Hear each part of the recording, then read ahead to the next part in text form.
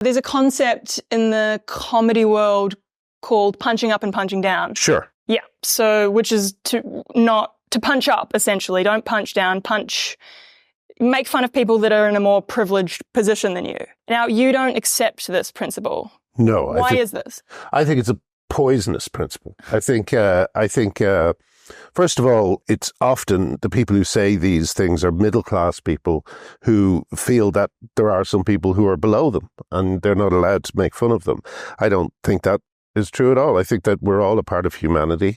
Everybody on every, say, level of privilege is as funny as everyone else.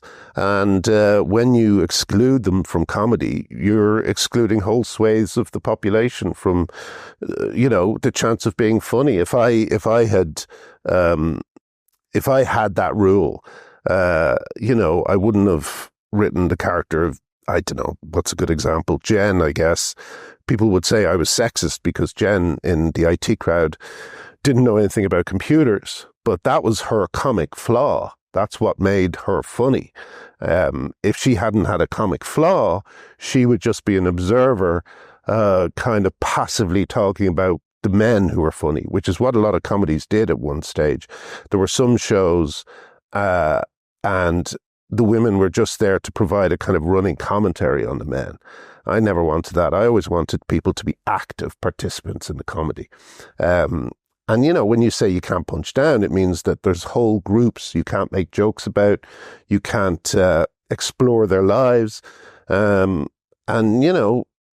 upshot of that is you get a less diverse cast, So I always feel a satirist, comedians should punch every which way, up, down, left, right. The important thing is to reflect all of humanity, not just the people who you've arbitrarily placed above you. Oh, that kind of makes me scared because I can't imagine like a white person making fun of like a non-white person in our day and age. Sure, but I had Richard Ayoade in my show. Richard was born to a black and white parents, but he, I guess, codes as black, you might say.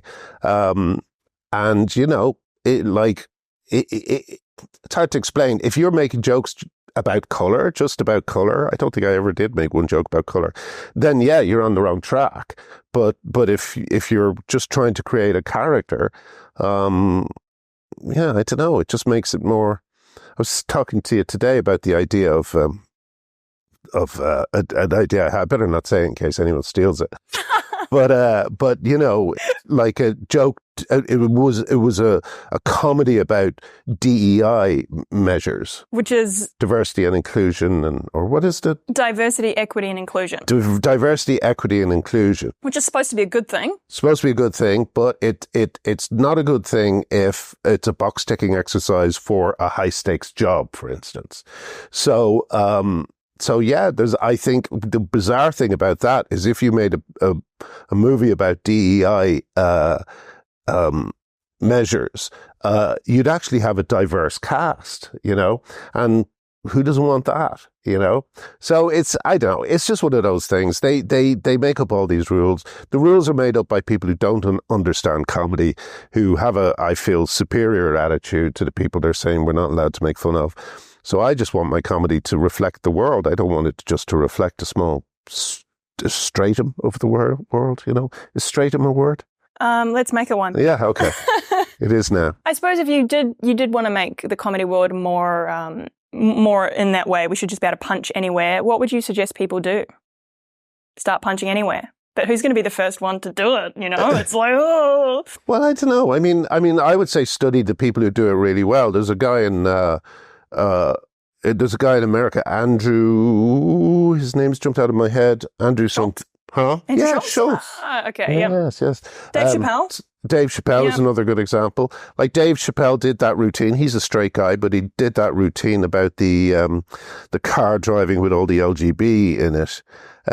It's a brilliant routine, but one of the reasons why it's particularly good is when you watch it, you kind of realize, oh, Dave must know someone who's gay who's told him that these are the tensions within the group, because it's not ignorant. It's actually really dead on. There is a tension between lesbians and gay men, you know, and his kind of zeroing in on what queer means or what it doesn't mean, this incredibly fluid term that can mean anything that people want it to mean.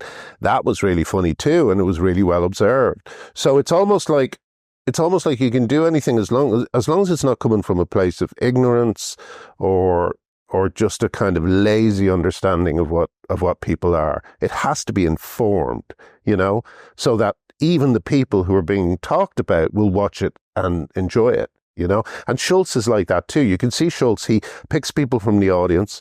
They'll be whatever minority, his audiences seem incredibly diverse, and he'll find someone, and he's a white guy, could not be whiter, he looks like a cop, and he will find someone and start asking them questions and know exactly where they're from and be able to do jokes about the specific, you know, part of society that they're from, and they love it, because they're not being excluded. And it's not like a bunch of jokes about white people, you know?